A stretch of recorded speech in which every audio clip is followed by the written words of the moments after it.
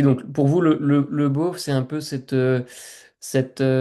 majorité silencieuse ou cet électorat, si on parle en termes électoraux, un peu flottant, qui va aller un peu soit vers la gauche, un peu soit vers la droite, qui n'a pas vraiment de conviction installée. Enfin, qu'est-ce que ça représente pour vous et surtout, est-ce qu'il y a une chance de faire basculer cette part quand même significative de la population française?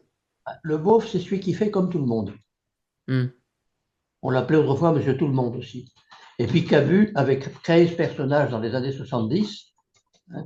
Le beauf, c'est celui qui avait la moustache, le survêtement le dimanche, euh, qui faisait du vélo en uniforme de vélo sur les routes nationales parce que sinon on ne voyait pas, qui lave sa voiture le dimanche matin, etc.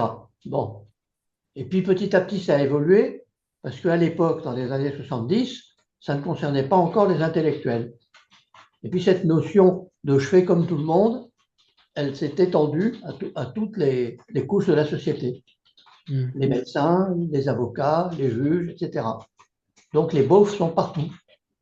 C'est une épidémie. Oui. Oui, ils sont plus cantonnés à un niveau socio-professionnel, pour parler en ces Oui, termes. Oui. exactement. Mais alors, pour faire changer le beauf, est-ce qu'il faut de multiples, enfin, des prises de conscience individuelles, au niveau individuel, ou bien que les médias euh, soient honnêtes, fassent leur travail, disent la vérité, du moins les médias que les beaufs regardent en fait. Est-ce que le changement des beaufs ne viendra pas d'un changement des médias? Oui, parce qu'aujourd'hui, les médias ne font pas du tout leur boulot. Hein. Mm. Lorsqu'ils vous conseillent de se vacciner contre le Covid, alors que quand on va sur le site de l'Agence nationale de sécurité des médicaments, on avait les chiffres depuis mai 2021 et le nombre de déclarations des effets indésirables était colossal, colossal par rapport à tout ce qu'on avait connu depuis un siècle. J'appelle ça des carpettes, le fait de ne pas le dire Mm. et de dire il faut vous vacciner, il n'y a pas d'effets indésirables. Ce sont des carpettes et des menteurs parce qu'ils savaient très bien que ce n'était pas vrai.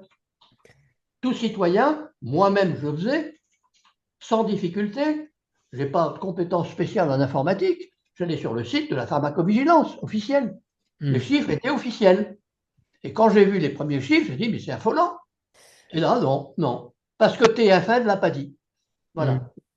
Tant que TF1 ne l'a pas dit, ça n'existe pas.